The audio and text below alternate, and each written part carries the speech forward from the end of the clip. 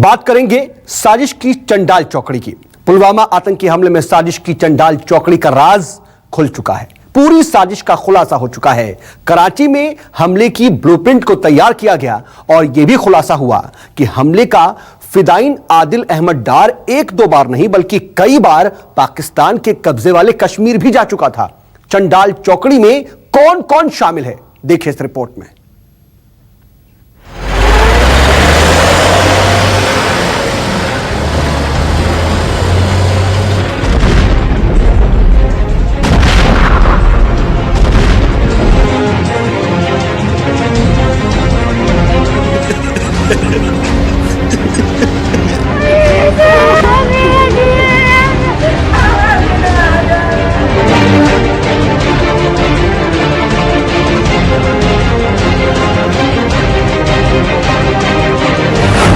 पुलवामा आतंकी हमले की साजिश का बड़ा खुलासा।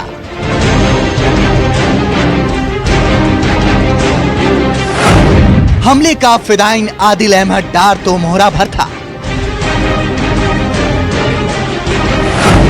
हमले के पीछे चांडाल चौकड़ी।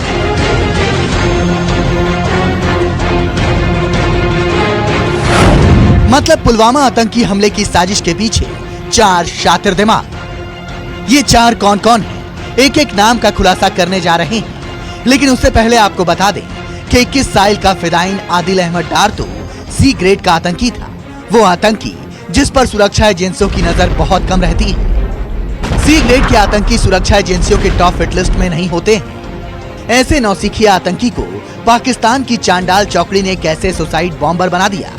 जहां कश्मीर घाटी के अवंतीपुरा इलाके में सीआरपीएफ पर सुसाइडल घातक हमला करने की साजिश कहां रची गई, कौन से जैश ए मोहम्मद के 4 कमांडरों के नाम सुरक्षा एजेंसीज के हाथ लगे हैं और कैसे कश्मीर घाटी से लेकर पाकिस्तान तक मौजूद इन कमांडरों ने इस हमले को अंजाम तक पहुंचाया, इसका सारा खुलासा हम आज करेंगे और को बताएंगे आपको किस प्रकार से इस हमले के सूत्रधारों के खिलाफ अब सुरक्षा एजेंसीज जाल बनने वाली है। चांडाल चौकड़ी में पहला नाम जैश ए मोहम्मद का चीफ मौलाना मसूद अजहर का है। वही मसूद अजहर जिसे 1999 के कंधार विमान हाईजैक में लोगों की जान के बदले हमें जेल से रिहा करना पड़ा था। बताया जा रहा है कि मौलाना मसूद अजहर इन दिनों बीमार है और हमले की साजिश रचने की जिम्मेदारी अपने छोटे भाई मौलाना अब्दुल रऊफ असगर को दे दिया है। जिस तरह आतंक का असगर अजहर है, वैसे ही विशैला सांप उसका छोटा भाई अब्दुल रऊफ असगर है।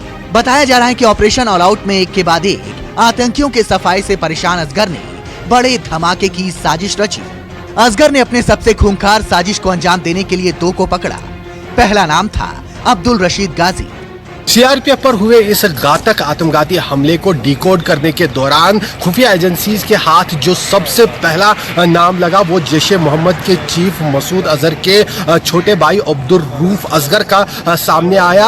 अब्दुल रऊफ असगर ही आजकल जैश ए मोहम्मद की सारी गतिविधियों को अंजाम देता है। कश्मीर घाटी और भारत के किस हिस्से में हमले करने हैं, इसका सारा खाका असगर बनाता है और असगर ने कश्मीर घाटी के अंदर इस तरह के बड़े हमले करने के लिए अपने सबसे चहीते अब्दुल रशीद गाजी को अफगानिस्तान से पाकिस्तान बुलाया।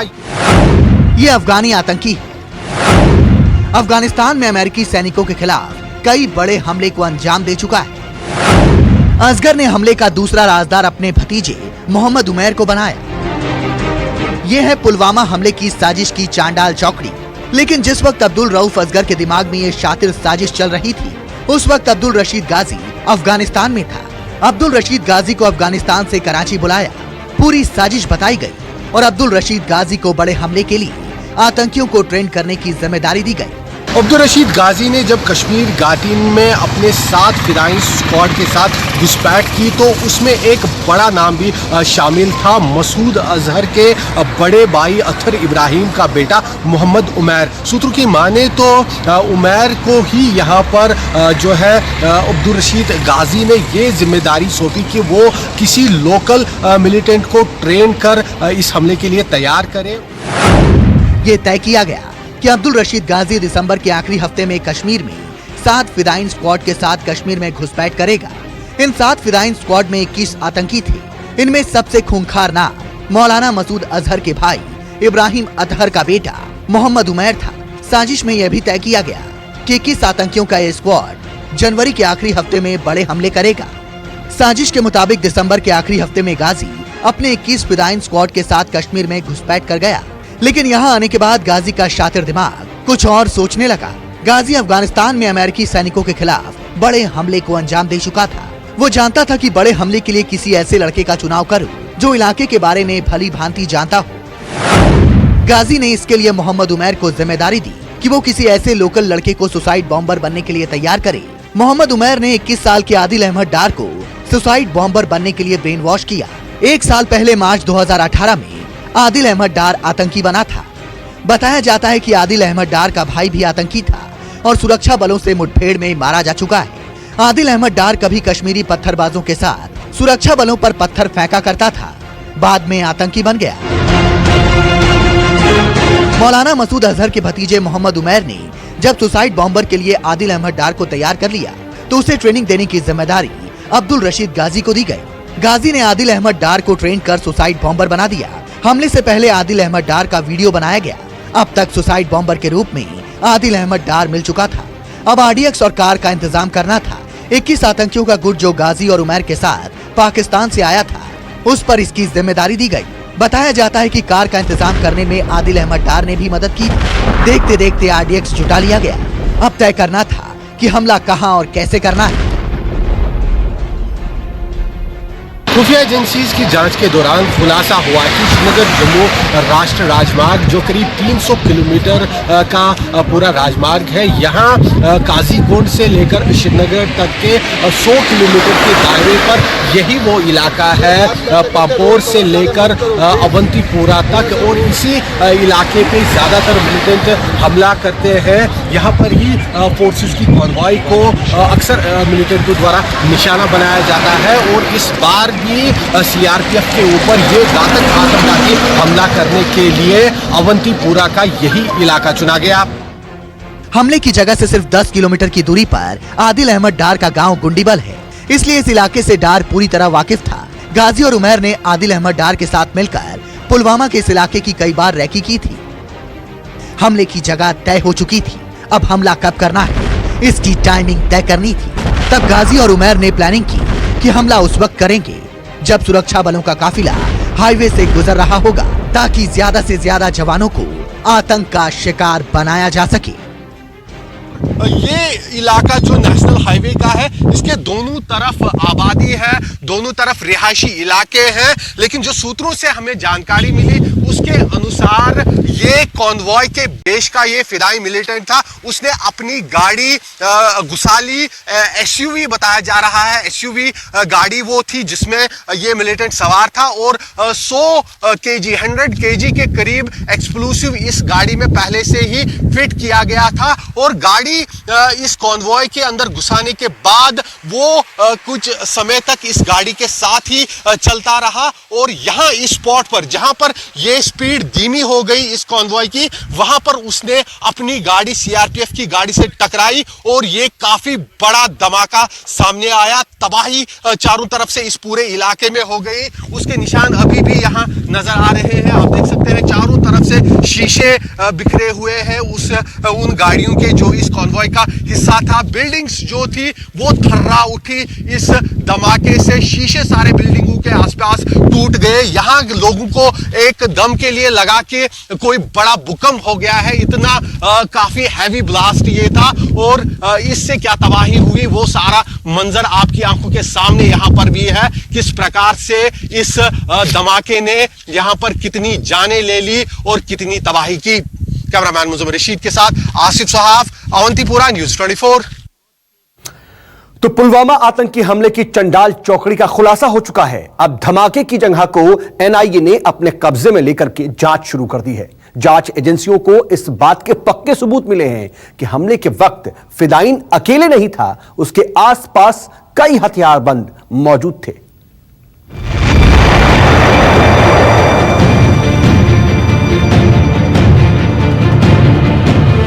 हमले के बाद अब जांच एजेंसी के सामने सबसे बड़ी चुनौती है कि कैसे साजिश को तार तार किया जा सके। इलाके में 12 मोबाइल टावर हैं। इनमें से 4 मोबाइल टावर तो बिल्कुल हमले के पास है। सूत्रों की माने तो खुफिया एजेंसीज को जांच के दौरान पता चला कि यहाँ इस जगह पर जहाँ पर ये हमला अंजाम दिया गया, यहाँ पर 4 मोबाइल टावर्स लगे हुए हैं और इसके अलावा इस इलाके में आसपास और ऐसे मोबाइल टावर्स करीब 12 की संख्या में है, जिन पर उस समय काफ़ी ज़्यादा कॉल्स रिसीव और यहाँ से की जा रही थी। उन सभी कॉल्स को फिलहाल डिटेक्ट किया गया है। सूत्रों की माने तो उसमें से कई ऐसी संदिग्ध कॉलों को आइडेंटिफाई किया गया है। अब तक की जांच में पता चला है कि हमले में धमाके के लिए 50 किलो से ज्यादा का RDX इस्तेमाल किया गया और ट्रिगर करने के लिए GL-90 का इस्तेमाल हुआ। यहाँ अवंतीपुरा में सीआरपीएफ पर किए गए इस घातक आत्मघाती हमले के तुरंत बाद सबसे पहले खुफिया एजेंसीज के अलावा NIA की स्पेशल टीम्स और NSG की special national bomb data centre की टीम्स यहाँ पहुंची, FSL की केंद्र और राज्य सरकार टीमों के साथ। और यहाँ जो मौके से सबूत जुटाए गए, सूत्रों की माने तो शुरुआती जानकारी में पता चला कि एक गाड़ी के अंदर 50 से 60 किलो तक RDX लगाया गया था और उसे ट्रिगर करने के लिए यहाँ जो है सुपर जेल 90 का इस्तेमाल किया गया ताकि धमाके का असर ज्यादा से ज्यादा हो। जांच में जुटी टीम ने इलाके के 50 युवाओं को हिरासत में लिया है और पूछताछ कर रही है। जांच व खुफिया एजेंसीज को पूरा यकीन है कि मोहम्मद उमैर और रशीद गाजी के अलावा आदिल डार ने केवल इस हमले को अंजाम नहीं दिया होगा, उस तक RDX पहुंचाने, कार बम को तैयार करने, उसके बाद हमले की जगह पर आसपास मौजूद रहने से लेकर सभी तरह के इस हमले को अंजाम पहुंचाने के लिए जो ज़रूरी चीज़ें थी वो सब मुहैया कराने में दूसरे लोगों का भी हाथ हो सकता है। और यही कारण है कि खुफिया एजेंसीज लगातार जांच एजेंसीज के साथ मिलकर इस मामले पर लोगों से पूछताछ कर रहे हैं। जांच में यह भी बात सामने आई है कि हमले के वक्त सुसाइड बॉम्बर को कवर करने के लिए दूसरे आतंकी भी पास ही छिपे हुए थे और उन दहशतगर्दों ने गोलियां चलाई थी। लेकिन आज की तारीख में हमारे CRPF के जवान उसी मुस्तैदी से यहाँ खड़े। श्रीनगर जम्मू राष्ट्रीय राजमार्ग पर सीआरपीएफ पर हुए इतने बड़े हमले के बाद हालांकि सीआरपीएफ के जवानों में आक्रोश तो नजर आ रहा है, लेकिन उसके बावजूद जवान दिन रात अभी भी इस हाईवे पर, राष्ट्रीय राजमार्ग पर ड्यूटी कर रहे हैं और इस हाईवे को सुरक्षित कर रहे हैं। सीधा हम यहाँ पर ड्यूटी कर रहे जवान से ही बात करते हैं। आप बताइए, ये हमला इतना बड़ा हुआ, उसके बाद भी आप दिन रात यहाँ ड्यूटी करते हैं, क्या मामला है आपके? सर, हमारे देश, हमारे राष्ट्र की सुरक्षा और शांति के लिए हम सदा तत्पर हैं और तत्पर रहेंगे। हम ये जम्मू पुलवामा जो कश्मीर में हमला हुआ है, पुलवामा आतंकी हमला में ये जो है आतंकियों द्वारा एक बहुत ही कायराना और कायरतापूर्ण निंदनीय घटना है। अब सुरक्षा एजेंसियां ड्रोन के जरिए पूरे इलाके को खंगाल रही है और ये पता लगाने की कोशिश कर रही है कि सुसाइड बॉम्बर किन किन रास्तों से कैसे कैसे यहाँ तक पहुँचा होगा। यहाँ अवंतीपुरा में जहाँ ये घातक सुसाइडल अटैक हुआ था, यहाँ इस समय अभी NIA की टीम्स के साथ साथ दूसरी सुरक्षा एजेंसीज पहुंची हुई है और DG CRPF के अलावा काफ़ी फोर्सेस के आला अधिकारी मौके पे पहुंचे हैं और लगातार जांच की जा रही है। और इसी जांच के दौरान जो है एक ड्रोन कैमरे की मदद से पूरे इलाके का सर्वेलेंस भी यहाँ पर किया जा रहा है, क्योंकि जहाँ नेशनल हाईवे के ऊपर ये हमला हुआ उस इलाके के दोनों तरफ यहाँ पर रिहायशी इलाके हैं। और ये हमले के दौरान जो मिलिटेंट था, जिसने कार बॉम्बर, जिसने ये आत्मघाती हमला यहाँ पर अंजाम तक पहुँचाया, ये आप देख सकते हैं कि जो ड्रोन कैमरा है वो लगातार यहाँ इस इलाके में उड़ाकर कोशिश की जा रही है देखने की। और सारी जो तारें हैं, जो सारी साजिश इस हमले से जुड़ी हुई, उन सभी साजिशों का एक एक कर यहाँ पर पर्दाफाश किया जा रहा है। कैमरामैन के साथ आसिफ साहब, अवंतीपुरा न्यूज़ रिपोर्ट।